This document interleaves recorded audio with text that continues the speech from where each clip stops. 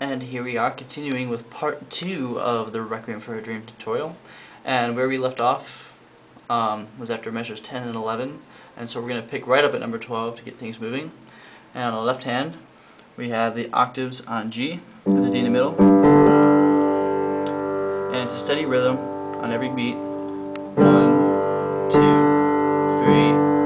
4, fall to E at the beat. 2, D, 2.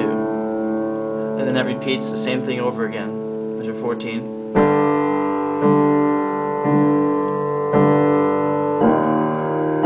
And now on that one, don't go down to the D because that's where our fun little chord progression is, which I'll get to in a minute.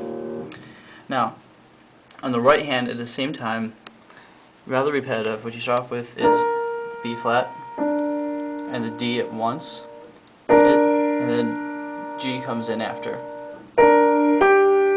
And it will just roll between those two. So you have.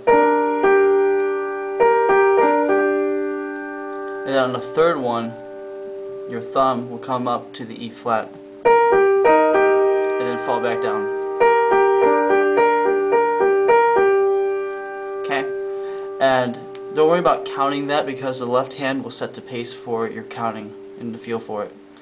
And then measures 14 and 15 are the same thing except for when you have the B flat and the D.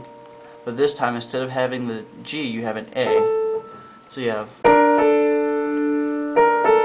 same thing, third time comes up to the E flat and falls and it goes again. Okay?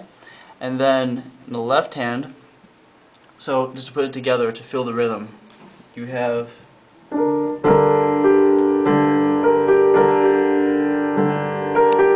E flat, A,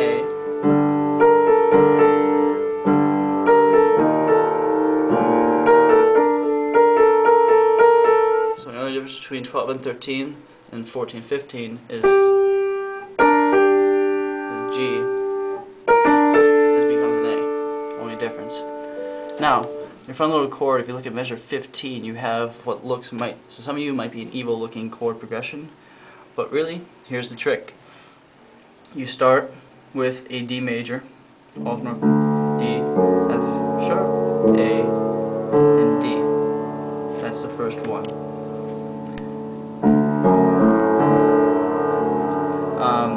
And then the shortcut, how I learned this anyway, is all you do is take wherever your leftmost note is and throw it up top.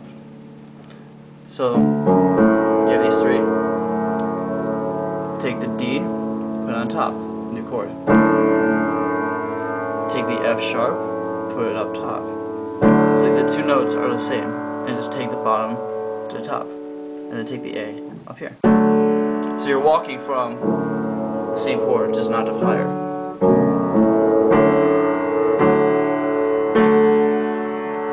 So you want to do that a couple of times just to get a feel for it. Again, you start at the D major, and take the leftmost note, and put it on top to the chord you already have. So this, we kind of keep these two, but then bring it up here. Bring the F sharp up, and then bring the A up to complete the chord. And that's your progression. Now once you have that down, you're working this in with at the end of, we have the one with the A, the second time through.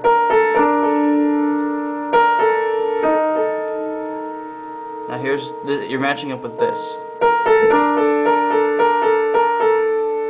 And it has a nice rhythm with it. It's sort of going very slowly.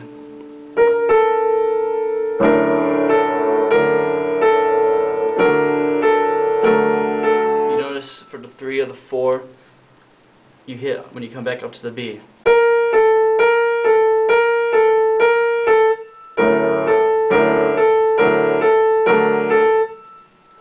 Okay, so together, for measures 14 and 15 together, sound like this.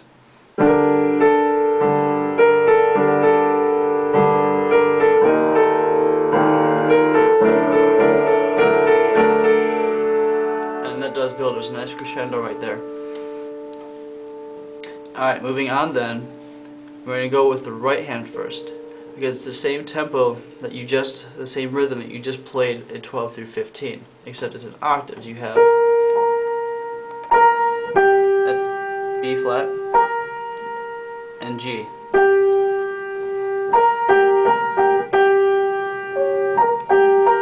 And all does go between those two. And then at 18, just like with before, the only thing that changes is that the G becomes an A.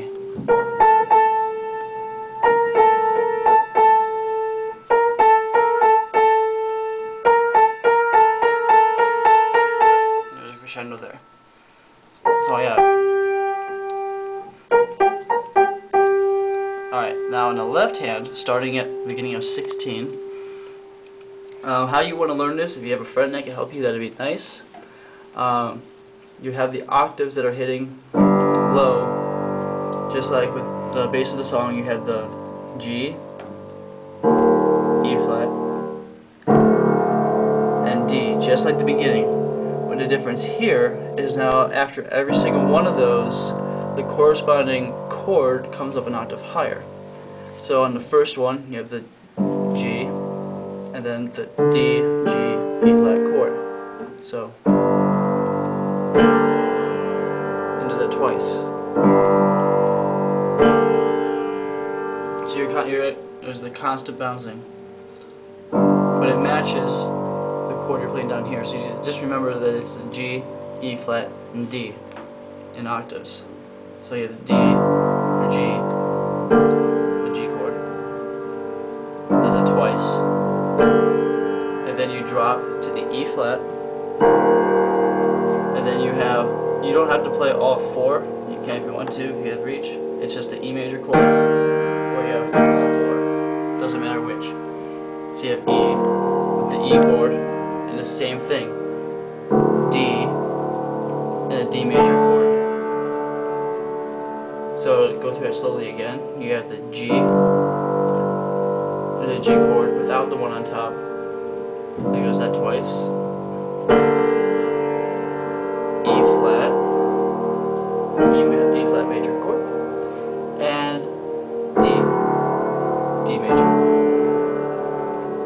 And so you can practice that, but with that is your simple.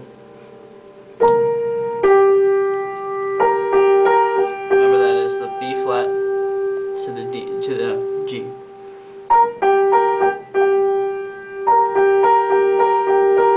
So what that sounds like together, going really slowly, coming out of the, you're coming from, and after you're doing that, you strike G's and the B flats up here.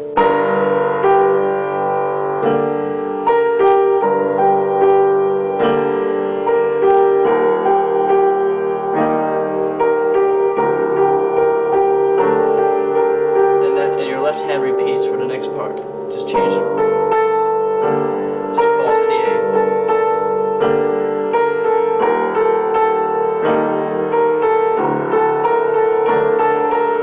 And that whole time, from all of 18 and 19, should be a steady crescendo. So just one last time, just to see.